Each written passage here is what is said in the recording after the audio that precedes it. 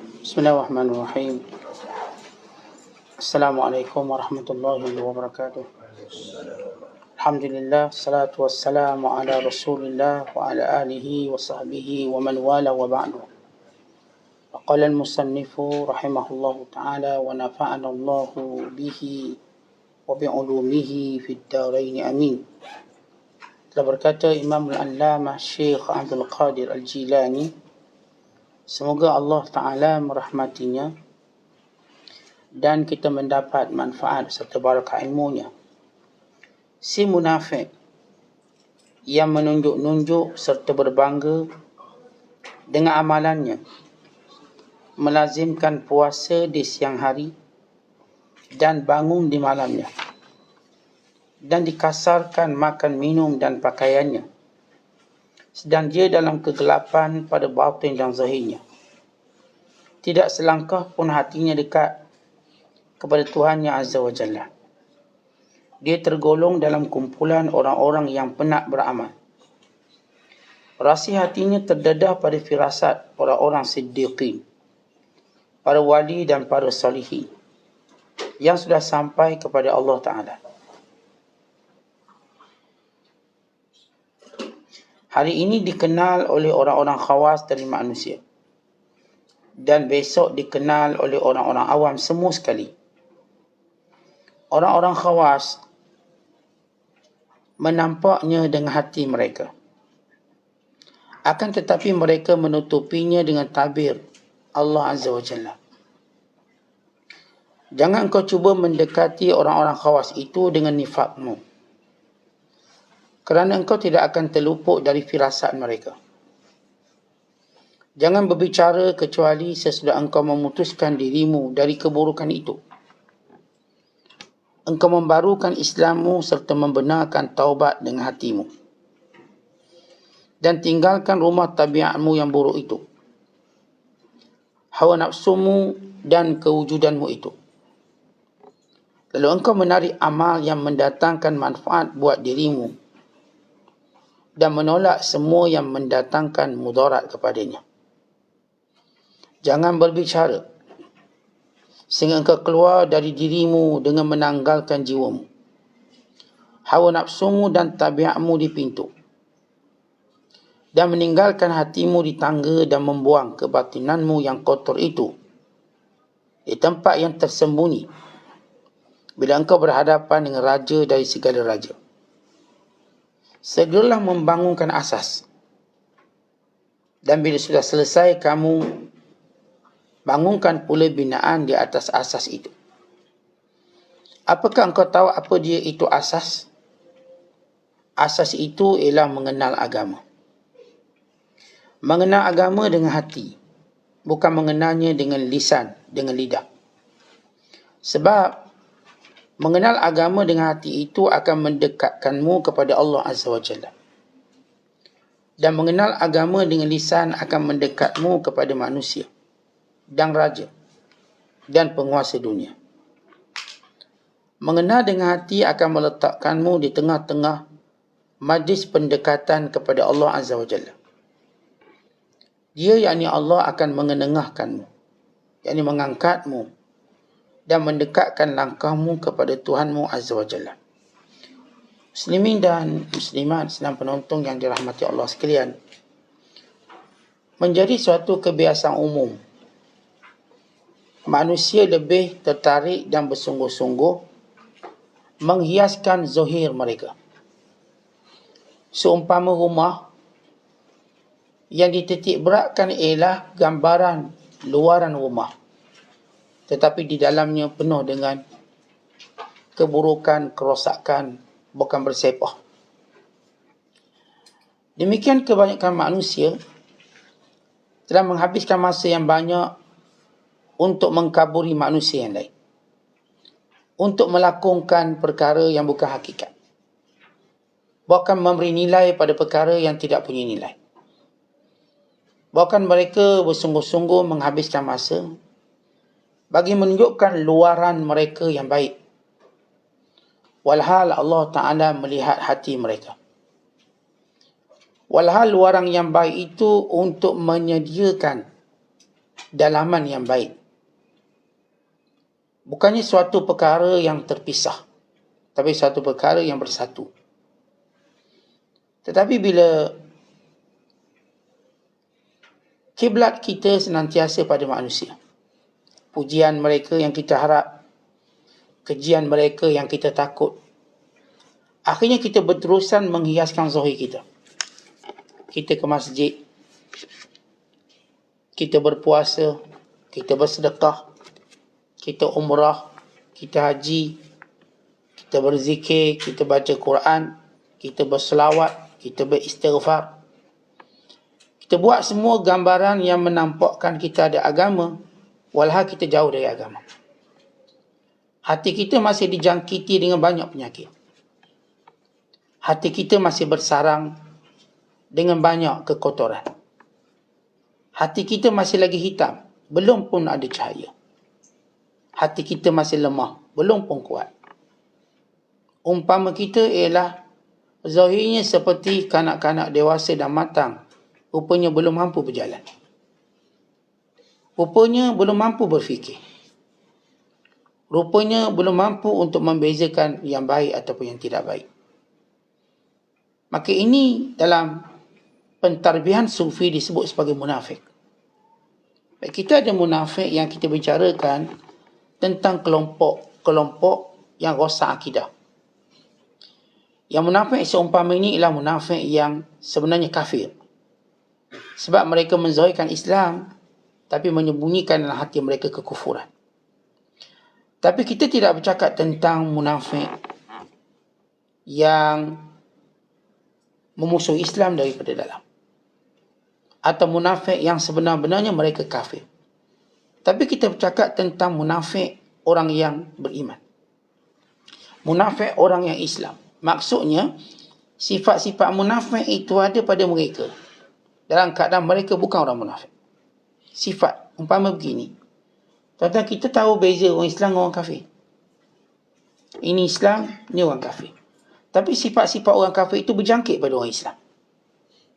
Sehingga hampir kita tak nampak Islamnya kat mana kalau kita tak melihat namanya atau IC-nya. Dan ini disebut oleh Rasulullah. La tattaba'unna sunana man kana qablakum shibran bi shibrin wa dhira'an bi dhira'in hatta law dakhalu fi juhri dhabbin lattaba'tumuhum. Qila ya Rasulullah al-yahuda wan nasara, qala faman.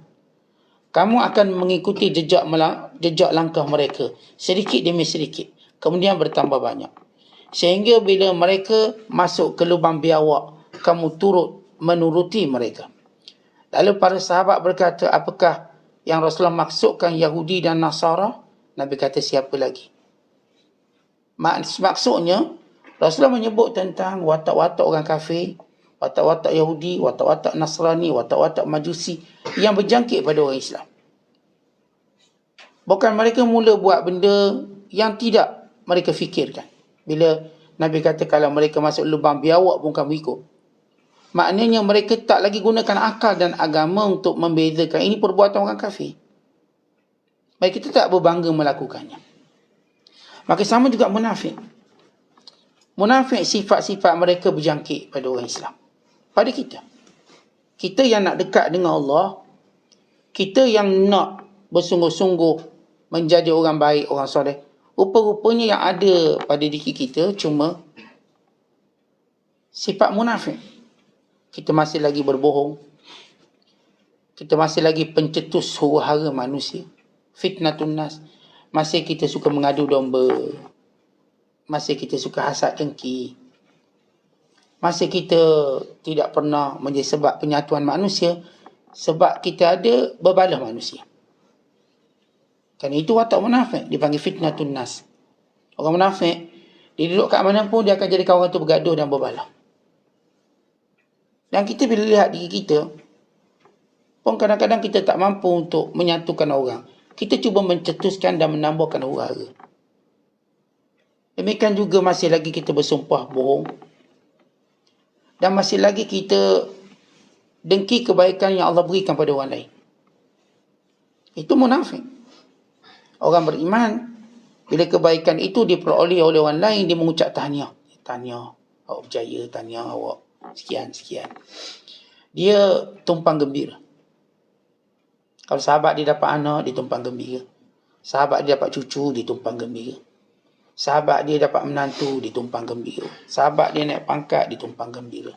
Apapun nikmat yang orang beriman dapat, dia seronok, dia gembira. Tapi kalau kita masih dengki dengan nikmat yang orang dapat, bila dapat kaya sikit, kita kata itu rasuah tu. Kalau tak rasuah, tipu orang. Tu dapat duit banyak. Ataupun tak bayar zakat. Ataupun sebab dia kedekut. Kita letakkan pelbagai bentuk tuduhan kepada kebaikan yang orang peroleh. Kepada orang, bila orang tu peroleh banyak kebaikan, kita letak macam-macam tuduhan. Dia dapat menantu awal, kita kata juga. Dia dapat menantu lambat, kita kata juga. Anak tak laku, sebab tu lambat. Ni mulut kita ni sentiasa nakkan keburukan pada orang beriman. Maka itu munafik. Dan demikian kita masih lagi suka menggunakan gelarang-gelarang yang menyakitkan. Kita masih guna perkataan gelarang pada orang beriman. Orang tu ada nama elok-elok, kita cari gelarang dia juga. Panggil genduk lah, boroi lah.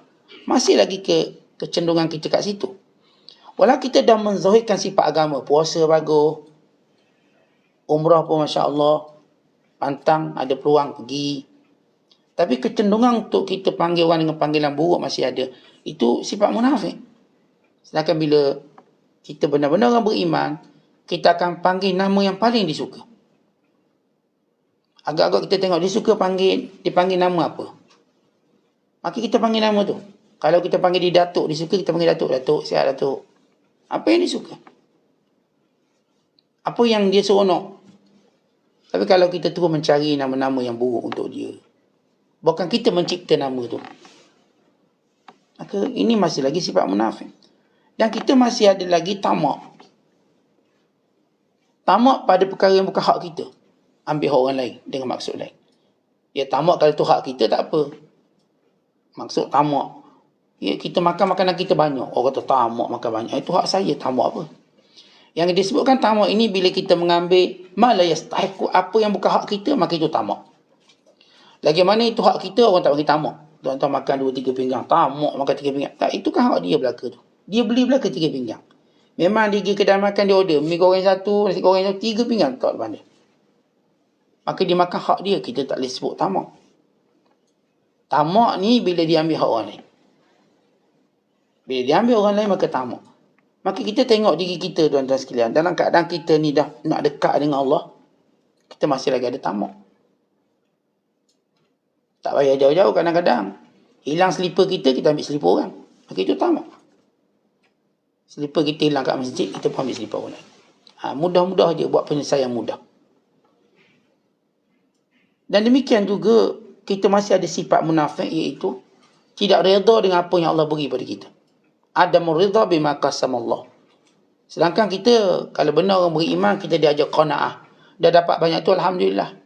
Saya lama jadi cikgu, tak naik-naik pangkat. Orang lain naik PKH, orang lain naik PK kokok, penolong kanan, penolong kiri, penolong depan, penolong belakang. Saya ni tak naik-naik. Kalau saya benar-benar orang beriman, saya redha.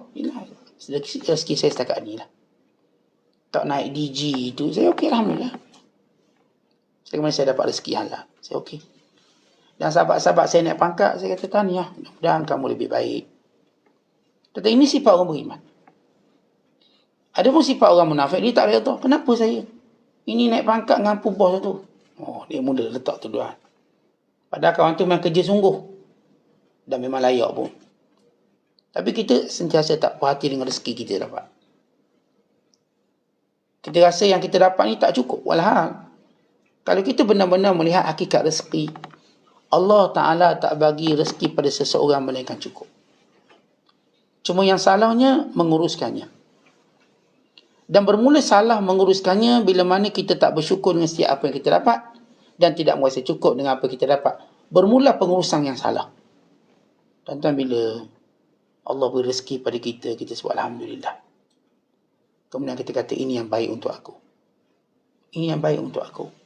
Maka Allah akan ilhamkan kita cara menguruskannya dengan baik. Tuan-tuan tengok ada orang dia dapat duit banyak sungguh. Tetapi dia tidak pandai langsung untuk menguruskan dengan baik. Dia berjudi, kalau teruk, dia itu, dia ini. Akhirnya dia bankrupt dan muflis. Dengan secepat, dengan waktu yang cepat. Ada seorang hamba Allah. Duit dia ada 400 bilion. 400 million dolar. 400 juta. Last kali diisyakan bankrupt dengan hutang 50 juta. Asal duit dia ada 400 juta dolar USD. Last kali diisyakan bankrupt dengan hutang tertanggung 50 juta. Cukai pendapatan dia. Tetapi kalau kita fikir logik lah. Saya fikir sebagai orang biasa. Kalau saya ada 1 juta katakan, saya rasa sampai mati tak habis duit tu. Saya rasa lah. Dengan apa yang Allah ajar saya cara berbelanja. Kalau saya ada 1 juta, saya mungkin sampai mati tak habis. Ya, bila Allah Ta'ala nak jadikan rezeki itu cukup, Allah beri kita ilmu ikhtisar, ilmu pengurusan. Pengurusan yang baik. Dah memang duit kita banyak ni, kita pun beli kereta yang macam ni. Bak kata pepatah kita, ukur baju pada badan sendiri.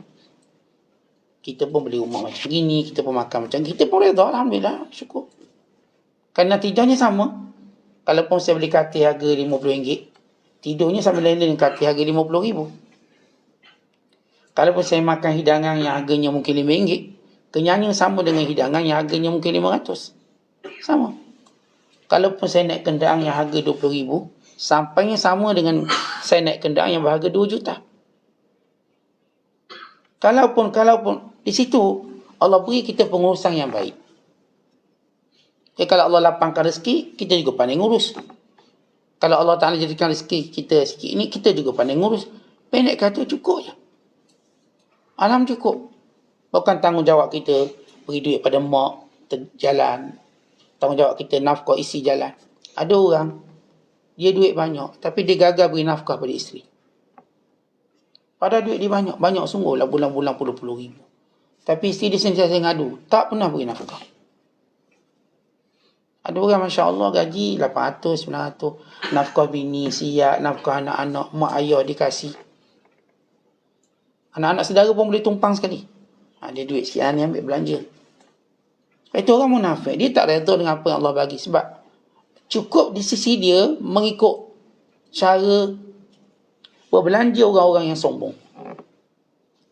Cukup di sisi kita belanja mengikut kadar yang Allah berikan pada kita. Kalau Allah berikan kita banyak, maka cara belanja kita selaras. Umpama saya sebut saiz badan kita lah. Kalau badan kita besar, baju pun besar. Kalau badan kita kecil, baju pun kecil. Kita tahu nak sesuaikan. Dan Allah lapangkan rezeki, saya pun beli rumah besar sikit. Sesuai dengan gaji saya. Saya pun beli kereta besar sikit. Maka saya dapat sesuaikannya. Taklah pula orang kata duit banyak tapi kedekut pula. Duit banyak beli kereta kecil je. Duit haji ni nak bawa ke kubur ke duit ni? Duit banyak rumah kecil je. Tetamu pun tak tumpang. Kerana Allah Ta'ala suka, kalau Allah beri nikmat, Allah nak tengok mana kesan nikmat. Supaya dapat dibezakan kita dengan orang lain. Supaya orang lain kalau susah dia nampak kita untuk minta tolong. Dia susah tengok haji tu mungkin kaya sikit sebab rumah dia besar. Kereta dia pun besar. Saya pinjam dengan dia lah. Saya minta tolong dengan dia. Saya hantar anak saya kerja dengan dia. Dan sebagainya. Maka kita ni Masya Allah nak baik. Tapi bila Allah bagi rezeki, duk mengeluh semacam. Cukup, tak cukup. Bulan ni tak cukup. Baru dapat gaji hari ni. Rasa tak cukup dah. Bukan akhir bulan. Cuba dapat gaji. Dia cerita tak cukup. Ni kalau orang nak minta tolong sikit tak boleh tak cukup. Dan kita Masya Allah memanglah dah menzahirkan nilai agama kita. Bagus. Tapi kita masih lagi ada sifat suka buat kerosakan di muka bumi. Itu sifat munafik. Bagaimana suka buat kerosakan di muka bumi? Tak cukup bila kita mematahkan dahan ranting kayu tanpa sebab, kita telah melakukan kerosakan. Cukup bila kita buang sampah merata-rata, kita telah melakukan kerosakan. Air sungai yang jernih, kita buang sampah. Maka berarti kita buat kerosakan. Itu sifat munafik. Orangnya bagus, tapi masih lagi buang sampah merata. Asalkan kereta dia bersih, kat luar kotor tak apa. Kita bila naik kereta, jatuh sampah kita ambil balik, buang dalam kereta kita. Kena rasa tanggungjawab.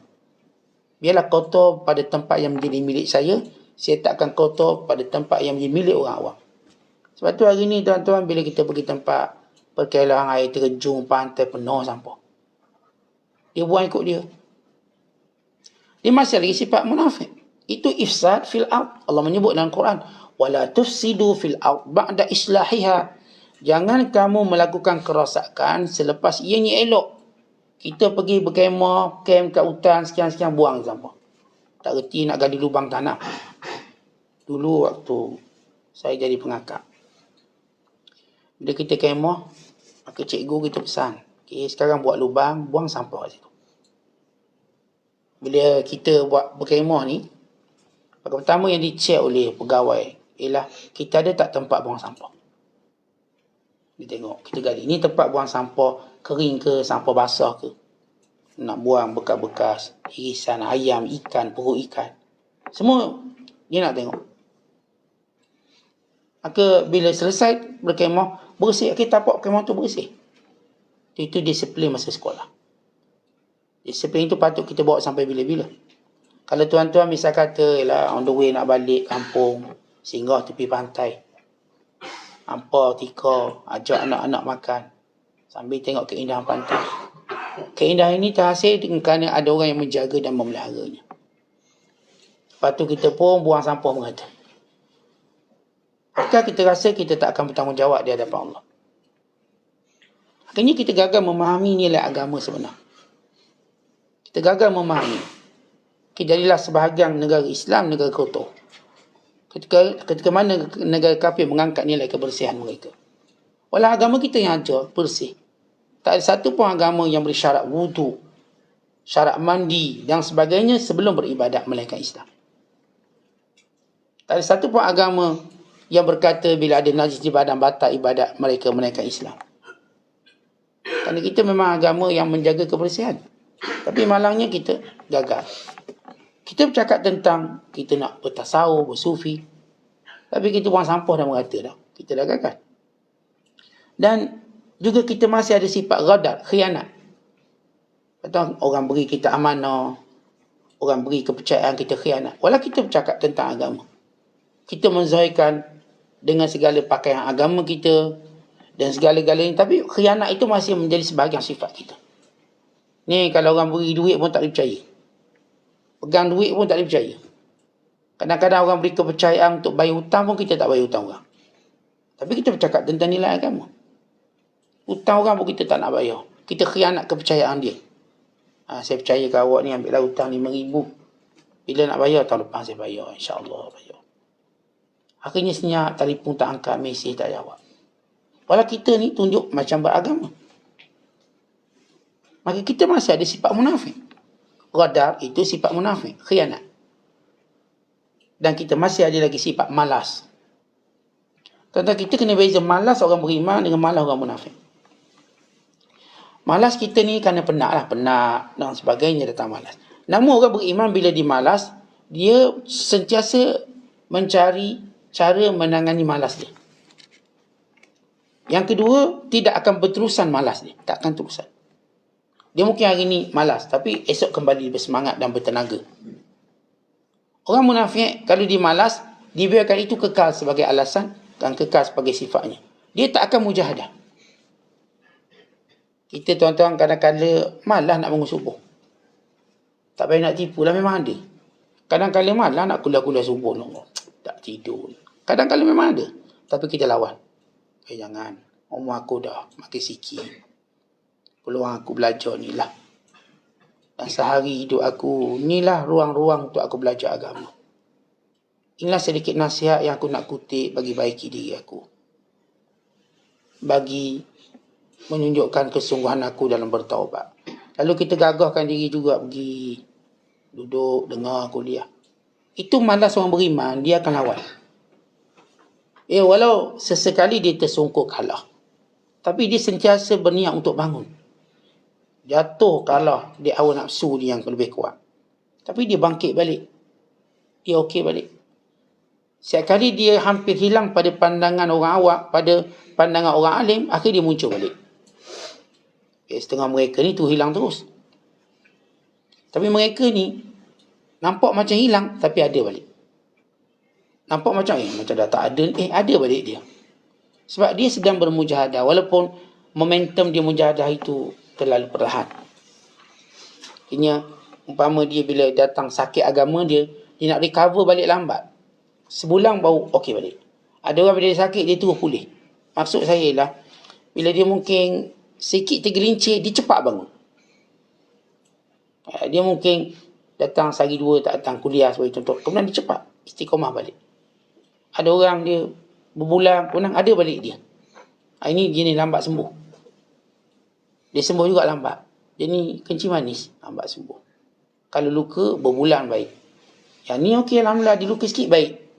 Itu cara agama. Agama kita. Ada orang bila dia ada masalah agama, dia sembuh cepat. Dia terus bangkit balik. Ada orang payah nak sembuh. Ini kena pergi rawat dia, pergi cakap. Dia kembali semula. Tapi niat dia ada. Orang munafik, malas dia tak ada niat. Tak ada niat untuk baiki. Dan tak ada niat untuk mujahadah. Pun begitu tuan-tuan, kita. Bila dalam diri kita ni ada malas-malas ni, kita tetap takut. Kerana itu sifat munafik, bukan sifat orang beriman. Kerana kita tahu dunia ini ialah tempat perjuangan. Akhirat kita rehat. Sini tuan-tuan, kita tak boleh malas-malas. Kita kena terus bekerja. Allah berfirman dalam Quran, wa qul i'malu, dan bekerjalah kamu. Fasayarallahu amalakum wa rasuluhu wal mu'minun. Kerana Allah terus menjadi saksi atas perbuatan kamu, Rasulnya dan orang beriman. Sebab tu orang beriman Allah Ta'ala ajar. Bila habis satu kerja, kita buat lagi kerja. فَإِذَا فَرَغْتَ فَانْصَبَ وَإِلَىٰ رَبِّكَ فَارْغَبَ. Bila kamu selesai satu urusan, sambung balik. Sambung balik. Kita tuan-tuan dah selesai dah salat fardu, sambung balik solat ba'diyah. Kita dah selesai dah puasa Ramadan, sambung balik puasa 6. Mana kita nak berhenti? Beraya sekejap je, lepas tu sambung puasa 6. Lepas tu sambung balik puasa Isnin Khamis. Kita macam tak akan berhenti lama. Umpama kita macam pelajar sekolah, pun memang ada cuti penggal itu dan ini, tetapi terus sambung balik. Sambung balik. Sampai bila? Sampai berjaya. Maka ini orang-orang beriman. Dan kita ni tuan-tuan, sekian masih ada lagi sifat munafik, iaitu jubun. Penakut. Nakut dia lagi. Dah bagus dah, Masya Allah. Secara pakaian bagus. Secara itu bagus. Tapi buah penakut tu ada. Kadang-kadang takut miskin. Nak derma takut nanti. Bukankah kita dah diajar? Kalau kamu derma, Allah ganti benda tu. Allah ganti dengan perkara yang banyak. Kebaikan yang banyak. Kadang-kadang Allah ganti langsung. Kadang-kadang pada waktu yang sesuai untuk kamu. Ada hamba Allah tu, bila dia beli barang tu murah. Murah pada biasa. Saya kata kat dia, barangkali Allah nak balas atas sifat pemurah kamu dulu. Orang lain beli barang tu semua harga sampai tinggi betul. Tapi dia beli harga tu lebih murah daripada orang lain. Katakan orang lain beli 1,000, dia beli 200, benda yang sama. Maka saya kata itulah balasan Allah. Sebab bila kamu pemurah, pada waktunya kamu dapat beli dengan murah berbanding orang lain. Tentu kita berani dalam melaksanakan perintah Allah. Kita tak takut rugi apa pun, sebab kita tak akan rugi sebenarnya.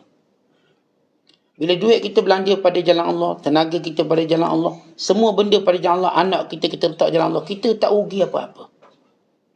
Maka orang beriman sentiasa berani. Tapi orang-orang munafik, dia takut. Bila suruh derma, dia katakan berganda, dia tetap pegang tangannya kemas, tak nak derma. Pas sudah sampai mati tak nak. Bila disuruh berperang untuk mendapat syahid, tak nak perang dia. Akhirnya dia mati ketakutan. Dia mati ketakutan. Yang berperang ni tak mati pun. Maka itu sifat jubun, penakut orang munafik. Takut untuk buat baik. Takut untuk berperang. Bukan tidak meyakini janji-janji Allah. Dan antara sifat munafik yang kena pada kita, yang kita nak buang, ialah sifat safah, bodoh. Bodoh macam mana? Tentang kita ni jadi pok turuk. Padahal Islam ajar kita setiap benda tadi ada hujah dan dalil. Kita jadi pok turuk, jadi bodoh. Sebab itu bila orang Tak tag je satu benda, cepat je kita viral. Bodoh, tak fikir ke benda tu tak betul? Tak fikir ke ini berita tahun lepas punya ni? Yang kita highlight pula tahun ni kenapa?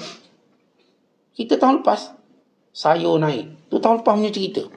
Tahun ni sayur dah turun mungkin. Contohlah. Atau kadang-kadang tuan-tuan pada musim banjir.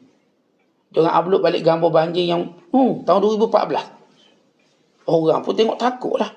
Naklah banjir. Padahal tu banjir gambar tahun 2014.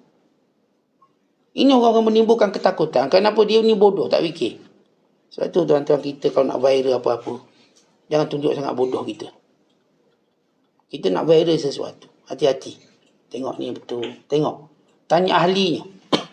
Kalau benda-benda yang berkaitan dengan perubatan, tanya doktor. Khasiat ni. Betul ke ni khasiat tu? Doktor betul lah. Okey, posting. Kalau bab hadis-hadis, bab hukum agama, tanya ustaz pula, ustaz. Ni ada satu hadis kata gini, betul tak? Betul ni hadis sahih ni. Ambil. Viral hukum, betul ke hukum ni? Ustaz kata betul ni hukum ni macam gini. Ni majlis fatwa dah sebut hukum ni. Diviralkan. Begitu kita bukan orang bodoh. Tapi kalau pantang, orang bagi maklumat, betul ke salah, kita tak beri, viral. Lalu kita menjadi orang yang menzahirkan kebodohan kita. Tetapi jangan zahirkan kebodohan kita. Kadang-kadang soalan kita pun dah tunjuk kita bodoh. Orang beriman tak tanya melainkan suatu yang bijak. Ada satu kisah. Seorang ulama terkenal namanya Imam Syafi'i. Satu hari Imam Syafi'i, tuan-tuan, dia dengan isteri dia. Duduk dengan isteri dia. Ada seorang nak jumpa dia. Orang tahu dia orang alim besar. Maka orang ni pun datang jumpa. Ketika Imam Syafi'i duduk dengan isteri dia. Dia kata, antara kamu berdua siapa bernama Syafi'i? Syafi'i pun tengok. Syafi'i tu nama orang lelaki. Lalu Imam Syafi'i pun tunjuk ke bini dia. Inilah Syafi'i. Kenapa? Yang bertanya itu ternyata bodoh. Dan maksudnya kita kan kadang-kadang nama pun dah tahu lelaki ke perempuan. Tapi jenis nak tanya juga, akhir nampak kebodohan kita. Itu adalah sifat munafik. Jadi, bila saya katakan dalam zaman kita main Facebook dan sebagainya, kadang-kadang maklumat tu Zohin memang nampak. Memang maklumat yang palsu. Tapi kita cenderung juga. Cenderung untuk terus menyebarkannya. Jangan menjadi orang yang bodoh. Safah. Orang yang saya katakan tak guna otak. Tak guna akal. Bahkan kita sentiasa diajar, setiap ilmu itu ada ahlinya. Maka saya akan tanya ahlinya. Saya memang tak tahu bidang ni, saya tanya ahli dia. Dan kalau semua benda, maka kita kalau baca Facebook ni aman. Sebab semuanya Masya Allah orang ni bertabayun. Tabayun. Kadang-kadang statement orang tu, orang ni cepat kita viral. Orang ni cakap. Tak, dia kadang-kadang itu orang tipu. Kita dengan cepat menyebarkan benda tu. Tengok dulu, tunggu. Tak, kita nak jadi orang terawal menyebarkan ni, jangan. Tetapi baik kita pilih menjadi orang cerdik daripada memilih orang yang bodoh. Walaupun mungkin lambat sikit. Dan benda tu bukan kerja pun kita nak sebar. Tapi ada orang Masya Allah cenderung. Dan kita juga ada sifat munafik. Di sebalik kita bagus, baik, kita masih lagi suka memandang rendah orang lain. Istihza. Itu orang munafik. Kita memang dah nak baik sebab saya dah ubah pakaian saya. Saya cari ibadat saya. Saya dah bangun malam. Saya dah puasa sunat. Saya dah baca Quran. Tapi ini tidak menghalalkan saya untuk memandang rendah orang lain. Apatah lagi orang tak buat macam saya. Sebab saya pun dulu tak macam tu. Maka Allah beri hidayah saya kepada saya sehingga saya jadi macam ni. Dan bila saya jumpa orang yang tak macam saya, dan saya tahu cara hidup dia persis macam saya dulu, ada similarity-nya, persamaannya, maka saya doakan mudah-mudahan dia dapat hidayah sebagaimana Allah beri hidayah pada saya. Saya doakan supaya dia diampunkan oleh Allah sebagaimana saya memohon ampun pada Allah. Akhirnya kita, tuan-tuan, dalam kehidupan kita tak pernah pandang rendah orang. Tapi kita kasihan dia, kita simpati dia, dan kita doa moga Allah beri dia hidayah. Ini baru naik sikit, kita pun apalah orang ni. fasik, bla bla, kita banyak meletakkan level lebih rendah. Walau kalau kita mendekati mereka, masalah mereka sama dengan masalah kita dulu sebelum kita insaf. Tak ada orang jumpa, tak ada orang beritahu hukum, tak ada orang sedarkan, sama macam kita. Tapi kita alhamdulillah Allah dah beri petunjuk. Kita dah jumpa jalan dan sebab. Sahabat kita ini mungkin tak jumpa jalan dan sebabnya lagi. Maka apa salahnya kita berkongsi pengalaman insaf dengan dia. Kata, "Man, dulu aku pun macam kau, Man. Alhamdulillah, sejak aku belajar, Allah beri aku petunjuk. Sejak aku begini, Allah pun tunjuk. Sejak anak aku mati, aku mula berfikir, sampai bila kita nak jadi jahat macam gini? Sejak arwah bini aku meninggal." Dikongsi dengan kawan dia ni. Kawan dia kata, "Yelah, aku pun macam tu jugalah." Akhirnya masih dua-dua berubah. Itu Syekh Abdul Qadir dia mencela, menegur, "Hei munafik, dalam ibadat-ibadat zahir kamu semuanya bagus, tapi batin kamu masih lagi mewarisi sifat munafik.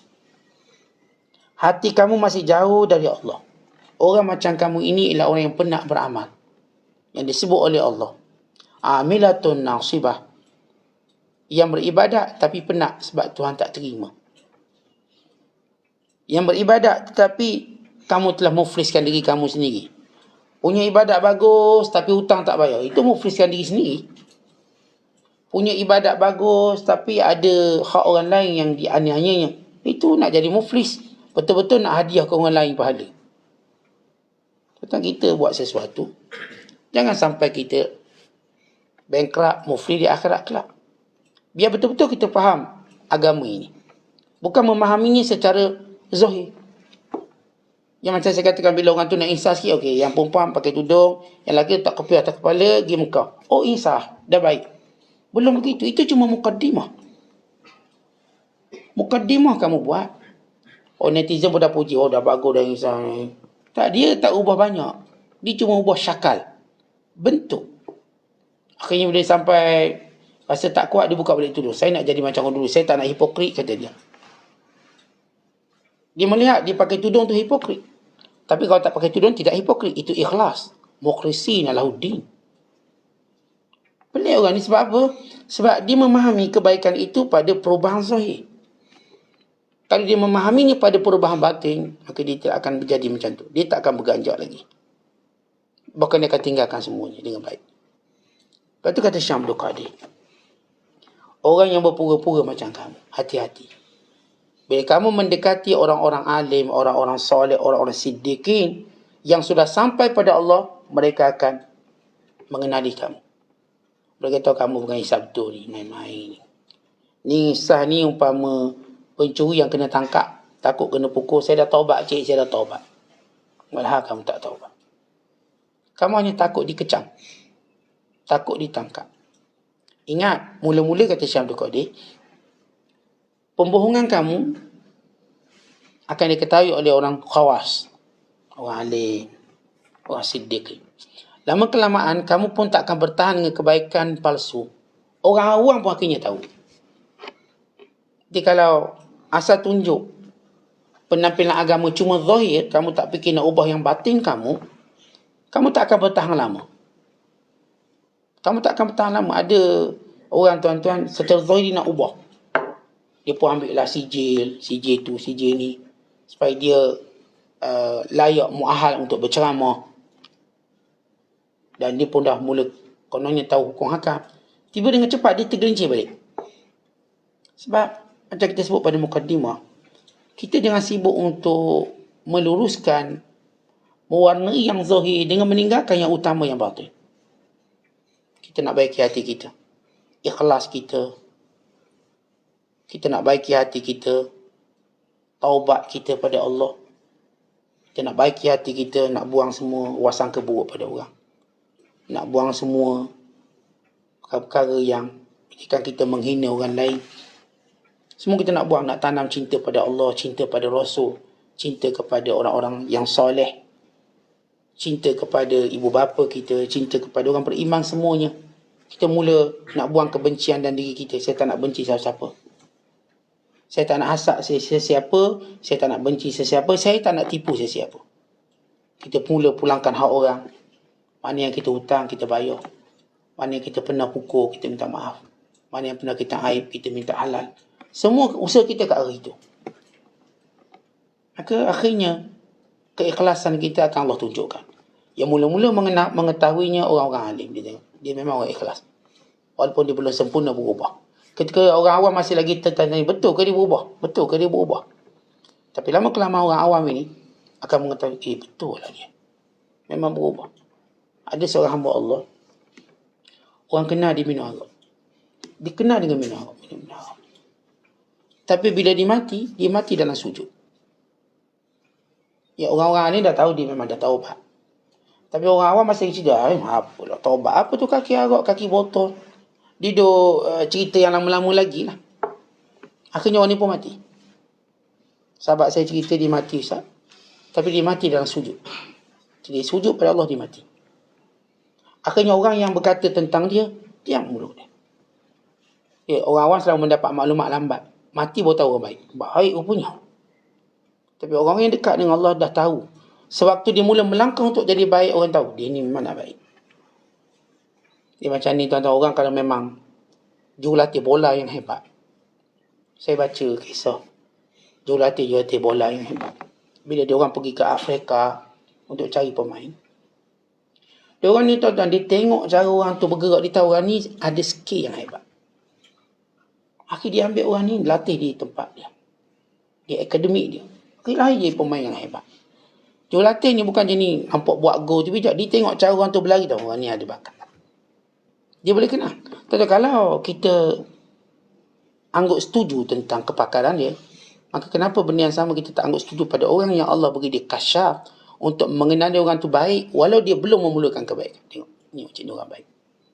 Kisah Syakik Al-Balkhi. Bila ada seorang ulama masuk ke pasar. Waktu tu Syakik belum lagi terkenal sebagai ulama. Tapi orang ni tengok Syakik ni, dia pemurah.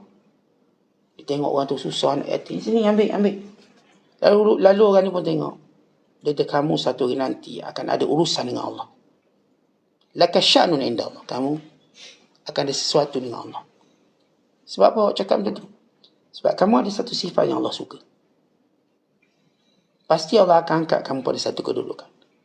Akhirnya sebab dia ni pemurah kat pasar, Syakik ni dia peniaga.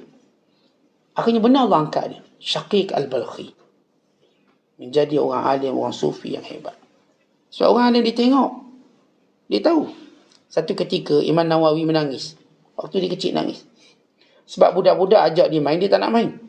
Sebab dia nak baca Quran. Budak-budak jom main kacau dia. Nangis Imam Nawawi. Ada seorang ulama berbetulan tengok Imam Nawawi nangis. Dia kata jarang budak dipaksa main tak nak main. Dia tengok Imam Nawawi. Ketika Imam Nawawi masih kecil. Dia kata orang ni ada urusan dengan Allah. Dia pun jumpa ayah dia. Dia kata, kamu ayah Nawawi ni. Nawawi nama dia Imam Yahya. Ayah dia bernama Syarah. Kamu ayah dia? Ya. Jaga baik-baik anak kamu. Kenapa? Sebab anak kamu ini akan menjadi seseorang satu hari nanti. Bila ayah dia dengar macam tu, ayah dia mula jaga Imam Nawawi dengan betul. Dengan sungguh-sungguh. Tak bagi lagi dia. Selama ni dia mungkin kena jaga kedai. Dibiarkan bermain dengan budak-budak. Tak. Dia dah dikunci pergerakan dia. Dia mula mendampingi para ulama. Akhirnya dia benar-benar menjadi hebat sebagai firasat orang alim. Walau Imam Nawawi belum mula apa-apa. Itu cerita macam saya kiaskan tadi. Kalau jurulatih bola sepak tuan-tuan, bila nak pilih pemain, nak cari pemain, dia round satu dunia. Dia pergi Afrika, dia pergi China, dia tengok pemainan ni. Dia tengok orang ni, dia tengok rekod ni. Tadi dia pilih bukan orang tu umur dah 30. Orang ni baru umur 12 tahun, 14 tahun, belum buat apa-apa injazat atau kita katakan kejayaan besar. Tapi dia nampak orang ni boleh bawa kejayaan besar. Dia tengok cara bersungguh kerja bola walau tak dapat. Ada budak tu bila dia main bola, dia bersungguh kerja bola, tapi dia tak pernah dapat. Cuma dia tak pernah berhenti kerja bola. Kerja, nampak. Orang macam buli di tengah padang. Tapi dia kekal. Akhirnya dia ambil orang ni. Orang ni memang hebat. Walau dia tak pernah dapat bola. Dia ada satu kesungguhan yang tak ada pada orang lain. Dia cuma perlu sedikit latihan. Akhirnya bila dia latih, dia menjadi pemain pertahanan yang paling hebat dalam dunia. Sebab apa ni nampak ni? Sama juga para ulama. Tuan-tuan, bila kita duduk dekat dengan dia, hati-hati. Kadang-kadang cara kita bercakap, dia pun tahu kita ni bodoh tak? Bodoh punya ni. Cara kita tanya soalan, dia pun tahu. Dia macam tak ada kerja tanya benda-benda tak ada faedah ni. Dia tahu nilai kita kat mana. Dia tahu sejauh mana kita. Sebab itu satu ketika Imam Abu Hanifah sedang duduk di masjid. Dia pun bentang kaki dia. Menunjuk kaki. Menunjuk kaki dia. Sebab menjadi tabiat orang alim, orang soleh. Kalau sekiranya di hadapan mereka orang yang lebih alim pada mereka, mereka tak akan lunjuk kaki. Dan mereka tak akan menyandar, mereka tak akan buat benda yang biasa dibuat oleh orang awam. Sebab mereka tahu orang tu hebat. Maka Abu Hanifah bila masuk seorang berpakaiannya Masya Allah macam ulama. Ketika Abu Hanifah sedang lunjuk kaki. Dia tengok je orang ni, dia cepat-cepat tarik kakinya dan bersila. Oh, nampak hebat. Pakaian tu haibah. Mengalah Tok Guru pakaian dia. Lalu Imam Abu Hanifah kata, ni Imam orang pandai ni. Maka dia pun duduk. Dia kata, Imam, saya nak tanya satu soalan. Oh, satu soalan. Soalan ni memang bisa lah soalan ni. Tanyakan. Dia kata, mata yuftir as-saim? Bila seorang tu boleh berbuka puasa? Maka jawab Imam Abu Hanifah, bila tenggelam matahari. Maka jawab ni, kalau matahari tu tak tenggelam sampai tengah malam, macam mana? Lalu kata Imam Abu Hanifah, sampai masa aku hulur balik kaki aku. Hulur balik. Dia boleh tanya, kalau matahari tu tak jadi tenggelam sampai tengah malam, buka puasa tak? Ini soalan paling bodoh. Sebab matahari tak pernah tak tenggelam. Dia akan tenggelam. Maka tahulah Imam Abu Hanifah orang ni tak bijak. Di situ saya katakan tentang orang alim dengan mudah dia dapat mengetahui seseorang itu siapa. Sebab itu kata Imam Syekh Abdul Qadir Jilani, hati-hati kamu bila berhadapan dengan orang alim, orang soleh, orang siddiqin. Dia pasti akan dapat mendedahkan siapa kamu. Kalau tidak kerana perintah Allah untuk menjadikan mereka tidak berbicara, mereka pasti bicara. Tapi Allah ajar, walaupun tahu, jangan beritahu. Diam. Terus tengok orang ni. Sebab bukanlah cerita ataupun bukanlah orang alim sebenar. Tahu je kalau orang dia tu jahat tu, tak. Dia bukan jenis macam tu orang alim. Dia tahu dan dia diam. Dia tak akan membongkarkannya, itu rahsia Allah beri pada dia. Tapi pada waktunya mungkin. Kemudian kata Syekh Abdul Qadir, jangan kamu cepat nak bercakap sebelum kamu berubah jadi orang benar-benar baik. Dengan bahasa lain tuan-tuan, kita kadang-kadang jangan cepat rasa pandai. Lalu kita pun nak komen semua benda. Sedangkan kita belum mampu untuk ubah diri kita yang sebenar. Sebab itu jangan cakap lagi sehingga kamu benar-benar dapat mengubah diri kamu. Dan sebelum kamu benar-benar punya asas yang boleh kamu bangunkan bangunan yang sebenar dalam asas tersebut. Apakah kamu tahu asas itu apa? Kata Syekh Abdul Qadir. Iaitu kamu kenal agama. Bukan kenal agama dengan lidah. Bukan makna kamu hafal semua hukum Islam berapa. Hafal dengan lidah. Itu kenal agama dengan lidah. Kenal agama dengan hati. Siapa yang kenal agama dengan lidah, dia mungkin mendekati raja, orang berkuasa, sebab dia cuma lidah. Tapi siapa yang mendekati agama, memahami agama dengan hati, dia akan dekat dengan Allah. Dia akan bermesra dengan Allah, dia akan tenang dengan Allah. Maka bila hal itu, Allah angkat dia. Allah muliakan kita. Tuan-tuan, jangan kita kenal agama dengan lidah. Cuma pandai cakap hukum itu dan ini, tapi tidak perbuatan kita. Kenallah agama dengan hati kita. Dan kita dapati hari-hari kita hari-hari yang membahagiakan. Kita makin dekat dengan Allah. Kita makin diangkat oleh Allah. Kita makin merasa kemanisan dalam ibadat. Bukan kerinduan dalam ibadat. Menanti, menunggu setiap waktu-waktu ibadat. Bukan kerinduan kita tak dapat dibendung. Sungguh-sungguh kita dalam ibadat. Dan kita mengetahui inilah yang paling utama daripada segala-galanya. Biarlah kita hilang segala-galanya, kita tak mungkin hilang satu rakaat dalam hidup kita. Saya mungkin hilang pekerjaan, mungkin hilang harta. Saya tak mungkin akan hilang satu rakaat dalam hidup saya. Kerana nilainya begitu tinggi. Dan ini yang disebut oleh Rasulullah, 2 rakaat sebelum subuh lebih bernilai daripada dunia dan seisinya. Maka orang ni mula tahu nilainya apa. Tapi kalau dia belum dekat dengan Allah, dia tak tahu nilai apa. Umpama kadang-kadang tuan-tuan sekalian, kita tengok lukisan. Kita tak tahu lukisan itu dengan cara abstrak dan sebagainya. Kita cuma meletak nilainya sampah. Tapi ada orang tentu kata tak, nilainya 20 juta. Nilainya 30 juta. Macam mana? Saya tahu. Saya tahu dalam benda yang saya tak boleh beritahu awak. Bagaimana awak tidak punya pengetahuan macam saya? Orang macam kita tuan-tuan duk tengok lukisan tertentu ni macam sampah je ni. Kita mungkin buang tuan sampah. Tapi yang lihat, yang tahu nilai, ini harganya luar biasa. Saya baca ada satu kisah. Orang tu jumpa lukisan dalam tong sampah. Wah. Dia pun apa sangat lukisan ni. Dia pun taklah nak minat sangat lukisan. Tiba-tiba ada orang tahu tentang lukisan dia jumpa. Lalu orang tu terus menawarkan dengan harga jutaan dolar. Dia terkejut. Sebab dia ingat cuma sampah, agak-agak bawa balik, buat bungkus nasi lemak ni. Maka ada seorang yang tahu nilainya. Lalu membida dan membelinya harga jutaan dolar. Dan dia mampu jual lebih pada itu pula.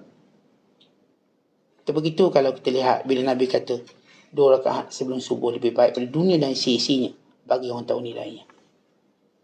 Tapi yang tak tahu nilainya, solat fardu pun tak buat. Yang tak tahu nilai. Dia tak tahu nilainya besar akhirat kelak. Bukan kekal abadi pahalanya. Kalau itu bila Allah bagi kita tahu menilai sesuatu. Kita sanggup kehilangan apa-apa pun asalkan benda bernilai itu kekal dengan kita. Apa dia? Agama. Paling bernilai dalam kehidupan orang agama. Dalam kehidupan orang Islam. Dan Allah menghadiahkannya pada orang yang Allah sayang. Dan Allah menjanjikan syurga yang kekal abadi. Dan segala kelangsungan hidup yang baik. Maka oleh kerana itu, tuan-tuan sekalian, kenallah Allah, kenallah agama dengan hati kita. Jangan kenal dengan lidah. Cuma bercakap, cuma mendakwa, cuma berkata itu dan ini, tapi kita masih jauh daripada hakikat. Maka demikian cara kita membuang sifat munafik dalam diri kita.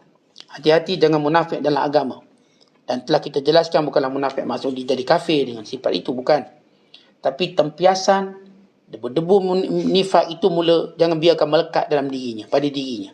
Bersihkan. Dan dalam semua sifat yang kita dah sebut tadi, suka fitnah orang, suka buat kacau, benci kebaikan yang diperoleh orang lain, suka beri gelaran pada orang beriman, tamak pada bukan haknya, tidak redha dengan apa yang Allah berikan padanya, suka melakukan kerosakan di muka bumi, suka khianat, malas, penakut, bodoh, dan juga suka merendahkan orang lain, mempelekehkan orang lain. Wallahu a'lam bishawab. Assalamualaikum warahmatullahi wabarakatuh.